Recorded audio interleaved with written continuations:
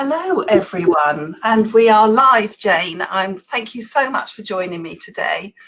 I wanted to introduce you to one of our members, Jane Hooper. I've known her for a little while, but before I do that, I wanted to talk about these Facebook Lives. We've only just started doing them, but what will happen at the end of this, I will take the video and I will upload it onto YouTube.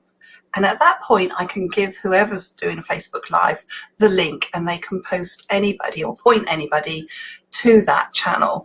Now, the other thing that will happen is if anybody goes into YouTube, and this is with the permission of the people that I have on as guests. So don't think I'm just doing this off the top of my hat. I am asking for permission to do this.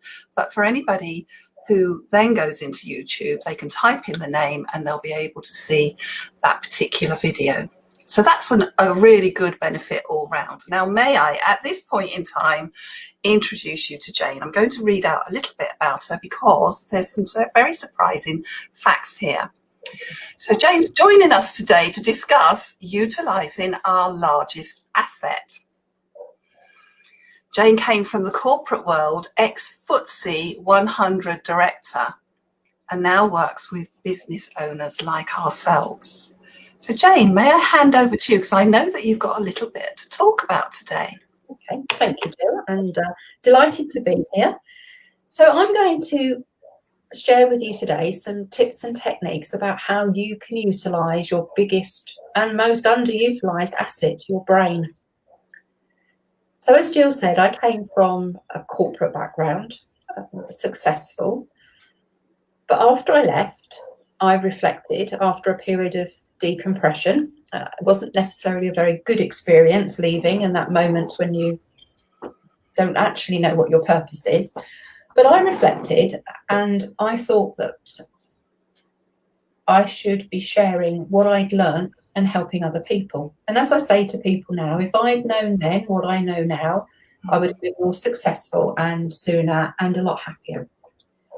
A lot of what I've learned now and spent time investing in terms of learning and now coaching and helping, as Jill said, business owners, is how you can utilise your brain to ultimately achieve more by doing less and making sure you accomplish your goals with ease. And what I'm going to do over the next, hopefully, less than 10 minutes is just give you some examples of how you can apply those tips now and get the benefit. So you understand why I'm so passionate about coaching people to utilise these techniques. So the premise is really that your brain is a computer, an amazing computer.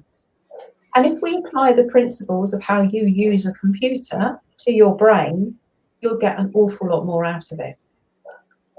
So I'm going to go through just 3 areas in terms of how you can utilise your brain. So as a computer, you know that it's going to store an awful lot of data. And sometimes it's not very good data, bad data. It corrupts the database and the programs run over. So we work on the premise that if you've got bad data, you should delete it. So a lot of the time we will talk about how, as you go through your normal day, when you actually are confronted with less good information or an experience, you actually flip the switch. And rather than focusing on that less good experience or perhaps that emotion or that trigger, is to flip it. And one of the simple things we actually say is that if you focus on the positive and just scale it. So if somebody says to me, how are you today? I'm good or less good. I'm not going to allow my computer or my brain go to that point, that program in there, to actually think I'm anything less than good. Because with a computer and your brain, if you say, oh, it's bad, it's not too bad, you've already taken your brain to that part of your program which takes you to feel bad before you can say, well, actually, it's not too bad. So when we go to that point, and lots of you would have heard it, if I say, don't think of a red tree, you have to think of the red tree before you can come back and not think of the red tree. So it's very much around how you can flip a switch and take your brain away from the less good to where you want to be. And if you focus on what you want rather than what you don't want, you can change anxiety into excitement. Because anxiety is purely a program where you're overthinking. Sorry, I haven't done the, turned this off, which is not That's good. okay. We've got things pinging around all over the place here. So if you actually focus on what you want rather than what you don't want, you are taking your brain to a positive state. Anxiety is purely thinking of what you don't want. So if you actually just focus on what you do want. So I, on a daily basis, at the beginning of every day, will focus on what I want the day to be and how I will feel at the end of it. I'm not going to entertain that computer and overthink and waste energy on what I don't want. So it's a case of just remembering that, take it to a positive state, focus on what you want, and you're actually beginning to rewire a negatively biased computer to being a positive. And the more we do that, the more the wiring, it becomes stronger and stronger until the point it comes where that's your program. You're naturally in a positive state and you will go there without having to think, I need to think of the positive. The other thing I want to talk about is that at this moment in time where there is uncertainty, and dare I say it, people are fearful, the brain likes to be prioritised. It's running programs. So keeping busy and making sure you have tasks that are important and that you can achieve will allow the brain to focus and process and move away from a fearful state. So all I will say to people is, in a week, in a day, have a few priorities that you know will move you closer to the goals you want to achieve, and prioritise them, knowing that you have the time and the resources to complete them. They can be small, they can be not so small, but just make sure you have sufficient time and resources to get them done.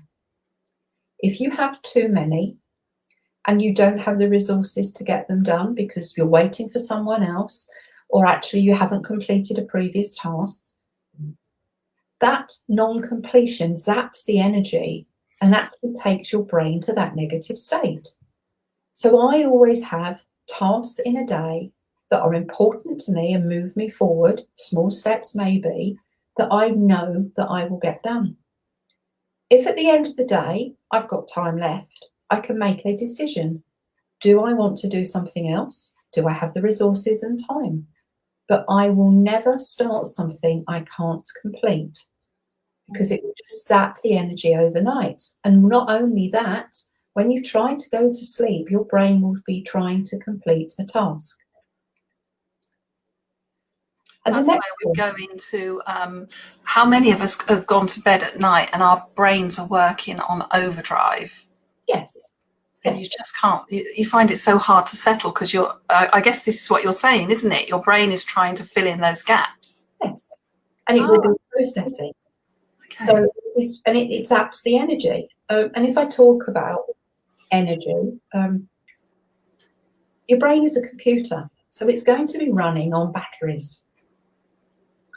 But how often do you consider how much power you have left in your brain?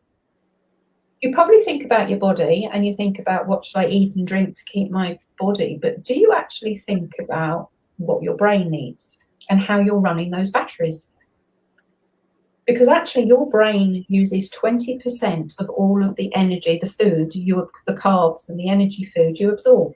So even by sitting here all day on Zoom calls or with clients, I'm using as much energy, and people don't realise that. So they neglect their intake. And I often say to my clients, little and often slow burn carbs, because your brain is running off that glucose that you get. So if you're not fueling your brain with water, slow burn carbs, and oxygen, so sometimes you need a bit of a boost, some cardio input, you are basically draining your brain for processing power.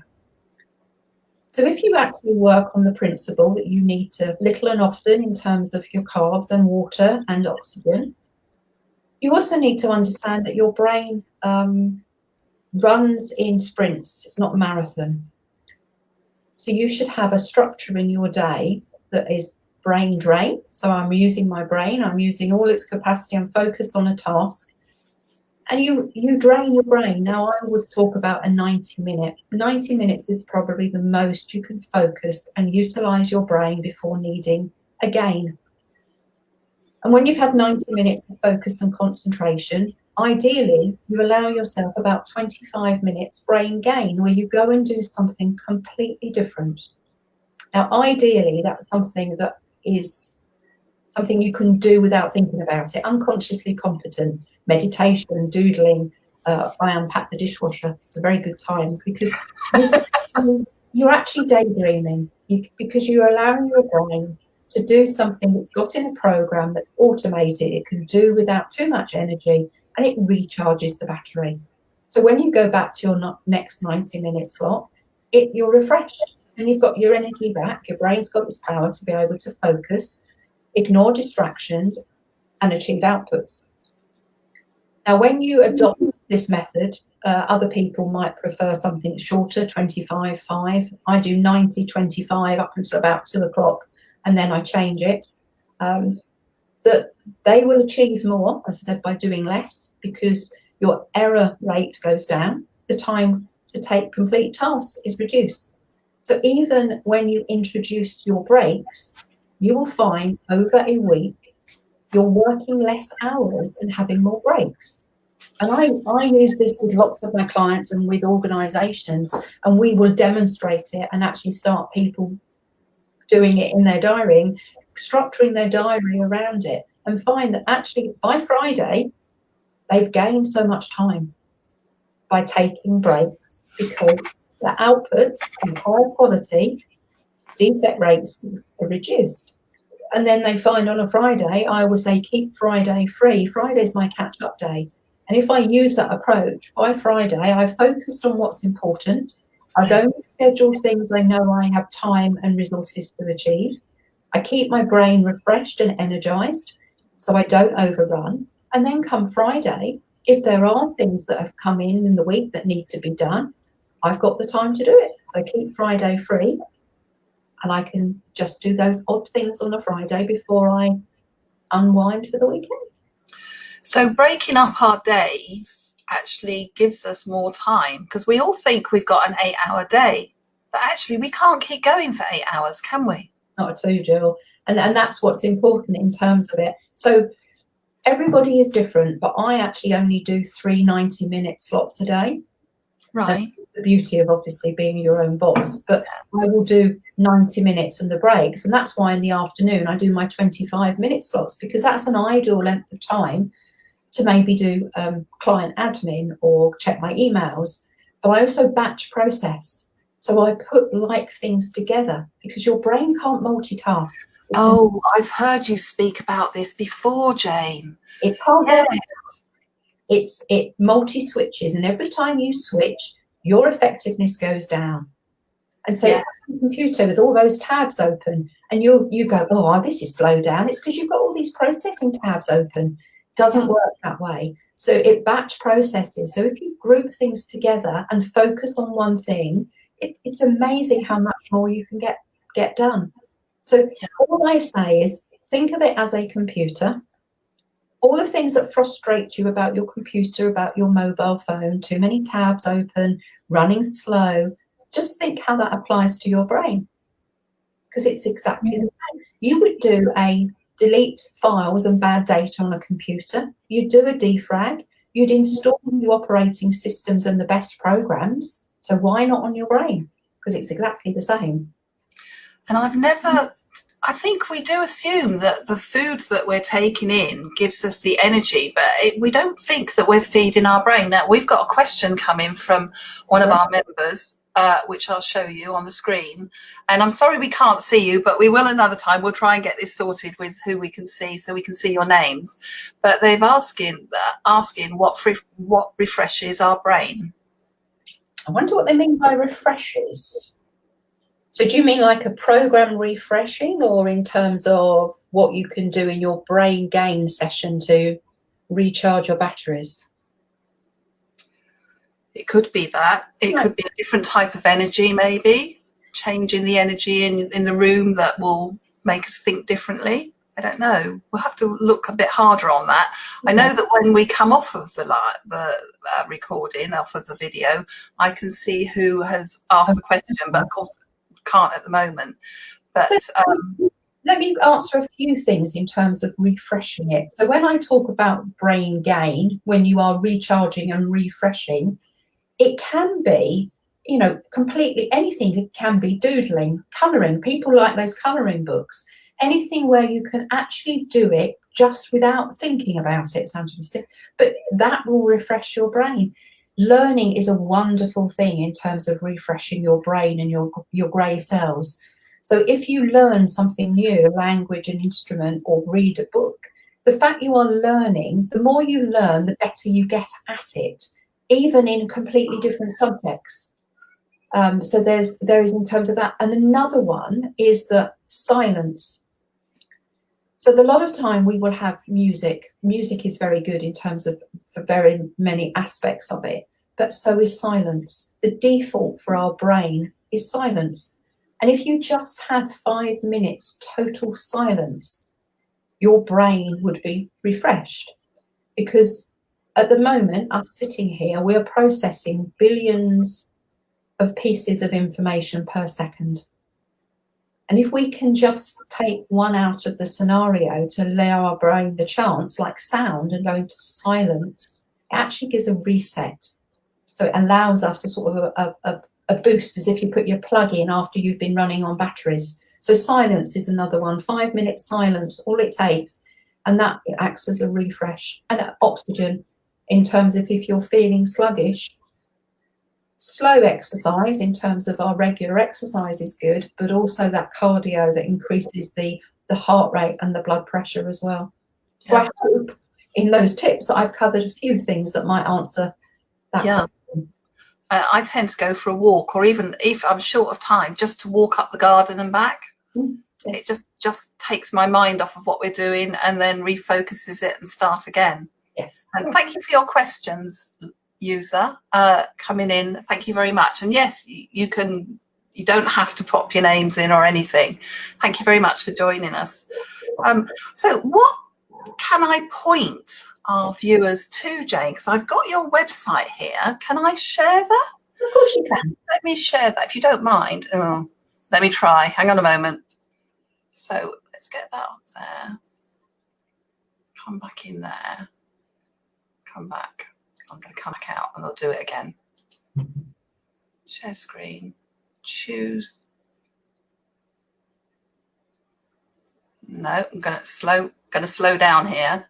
Okay. Well, while you're doing that, Jill, I'll just basically, in terms of, obviously, Jill, can I just show you my website? What I'm doing at the moment, you know, my website was obviously very much structured about what I do as the majority of the time. But at the moment, because of the unprecedented times and the impact it's having on people, I am doing some specific coaching. I'm offering people the opportunity of working with me sort of on a weekly basis, but not making a long-term commitment. So you can actually book a couple of sessions and I can go through and discuss with them where they are at the moment and help them to utilise their biggest asset. As I say, I'm calling it Reignite the Passion for Your Purpose, how you can build confidence and dispel the fear, and literally using the techniques that we know work because of the science of the brain. So it will be one-to-one sessions, all done virtually, obviously, but just going through in more detail the tips and sharing tasks with people that they can take away and make a difference there and then. So something different, because I normally run in terms of programs. Yeah. We all need to be flexible in certain circumstances. I can't speak now. Circumstances. People go on my website, they find out more about me, but there's find out, you know, send me a message on there as well, and then I can get back and share with people how that might work and how I can help people. Well, let me just share that now, Jane. I think, yes, we can see your website here. and this is what you'll see when you come onto Jane's website. I will put the URL in the comments below anyway, but you were talking about coming through to the breakthrough to success. Is that the one, Jane? Obviously, I'd love you to look at all of my website, because there's lots on there, because there's lots of blogs and everything else. But if you go into Breakthrough, it talks to you about some of the things I work on and how I use the techniques. So it gives you a bit of background. But all I was saying is it talks about a 12-week program, because that's how I have operated. But we're more flexible now, so offering 6-week and individual sessions to be able to help people get through and benefit from such amazing techniques. Yes, and such a important thing at this time as well, as we go into the next stage. Yes, very much so. So, you know, a few people could take away, but all I'd say is brain's a computer, we don't use it. You respect your computer and your mobile phone, so do the same with your brain. Lovely. Thank you ever so much, Jane. Thank you for joining me today. That's been so handy, because I just hadn't realised some of those tips, and having those break points in the day will certainly stop the frustration, I think, as we move through, as we've gone through to our next 10-hour day and decided this really isn't working very well. And I'm sure we've all done it in the past. So thank you very much for joining us. And thank you very much, everyone, for coming in. If you do come in later, just pop #replay in, because then it will alert us that you're here and asking any questions. So we'll say goodbye today, and hopefully we will have somebody else on Wednesday or Friday that will be joining us. But in the meantime, Jane, thank you very much indeed. Thank you, Jill.